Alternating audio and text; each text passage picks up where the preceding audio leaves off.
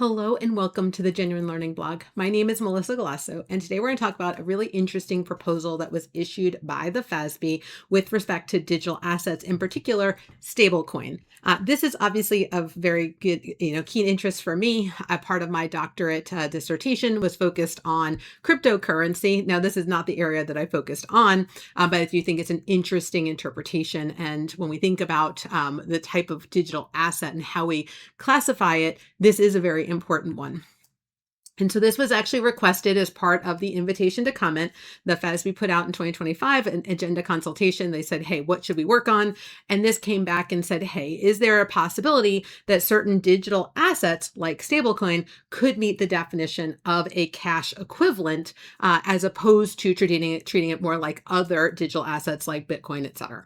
And so as a result, the FASB has put out a proposal here. We do need a quick reminder, what is a cash equivalent? A cash equivalent is short-term, highly liquid investments that have both of the following: are readily convertible to known amounts of cash, and B, so near their maturity that they present insignificant risk of change in value because of change in interest rates. Generally, we look at those that have original maturities of 3 months or less. That's how we typically apply this in practice. And when we look at the original maturity, that is from the entity holding the asset. So a 3-month maturity bill and a 3-year that's purchased 3 months from maturity, both would qualify as cash equivalents because it's at the time that we bought them. Now, it's not if we bought it 3 years out and it got to within 3 months. That's not appropriate, but it's when we purchase it, it's within 3 months.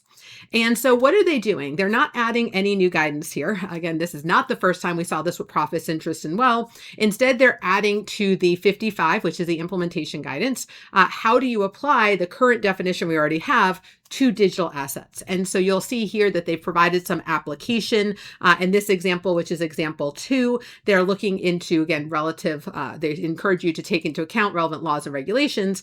But they have here issuer C is the issuer of digital asset B, which is a stablecoin designed to maintain a $1 per unit.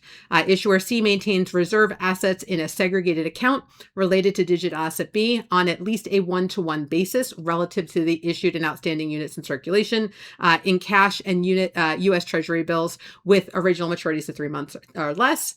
Entity A, on the other hand, is going to hold 100 units of digital asset B and maintain an account with issuer C that provides it with a contractual right to redeem its units of digital asset B on demand with no significant fees or restrictions on $1 per unit directly from issuer C. Now, it kills me that we have issuer C, we have entity A, we have digital asset B. I can only imagine why people are struggling to read this one. I like ABCs, XYZs, DEF so that they're very clear who they are. I get this. But in this scenario, both of these would be short-term, highly liquid items that meet the definition because they are readily convertible to known amounts. They have $1 per unit direct. And when we're looking at it, they're so near to maturity that they have very insignificant risk. Entity A has the contractual right to redeem its units on demand for $1 per unit, and issuer C maintains reserve assets in a 1-to-1 basis in a separate segregated account. So in both of these scenarios, you could get to the outcome of a cash equivalent. So again, this is examples that give you the understanding of how that you get to that on-demand or direct redemption right and segregated reserve. These are the types of things that you would want to look at in order to meet the definition. So this is an application methodology. They also add a disclosure requirement that an entity would disclose the significant components, U.S. Treasury bills, commercial paper, stablecoin, as part of their disclosure of what the components are of cash equivalent, so that it would be clear what portion is related to stablecoin.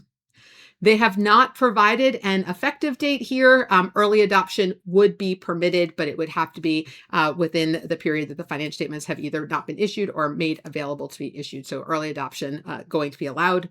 Comments are due November 19th. So if this is of interest to you, the FASB would love to hear from you.